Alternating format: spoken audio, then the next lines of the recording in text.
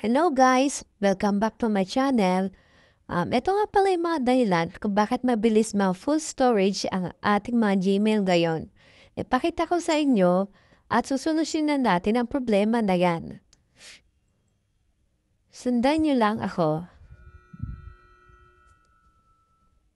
Ayan. Hanapin muna natin ang ating setting. At yan, hanapin yung Google. At pagka-click, ito yung lalabas. May makikita kayo diyang all services. I-click lang po yan. At pagka-click, ito yung lalabas. Hanapin lang po yung backup. Ayan, pagka-click niyan, ito naman siya. Dapat po yung photos and videos tsaka yung other device data ay para po hindi mapuno ang ating mga storage sa ating Gmail. At yan, punta po tayo sa ating Google Photos. Ayan. At dyan, makita niyo po ang inyong profile sa taas. Yan, medyo mabagal lang. Ayan sa taas, makita niyo ang inyong profile. I-click lang po yan. At diyan may makikita rin po pa yung backup is off. I-click lang din po yung backup is off. Yan. May makikita po kayo dyan na on and off na backup. Kailangan naka-off po yan.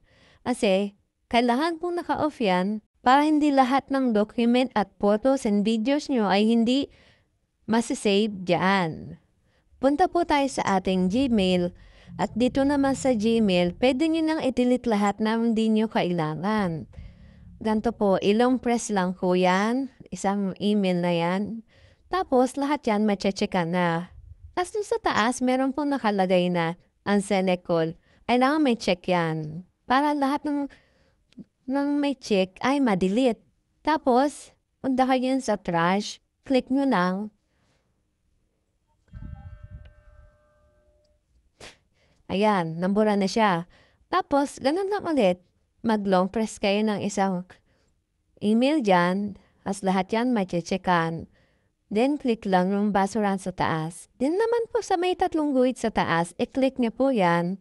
At hanapin niyo lang yung bin. Para lahat na na-delete nyo kanina ay mabura.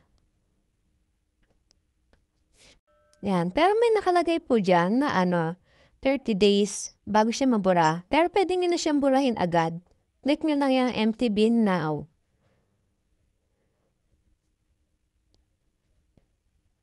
Ayan, click nyo lang yung empty para lahat ng na-checkan yung i-delete kanina ay mabura siya.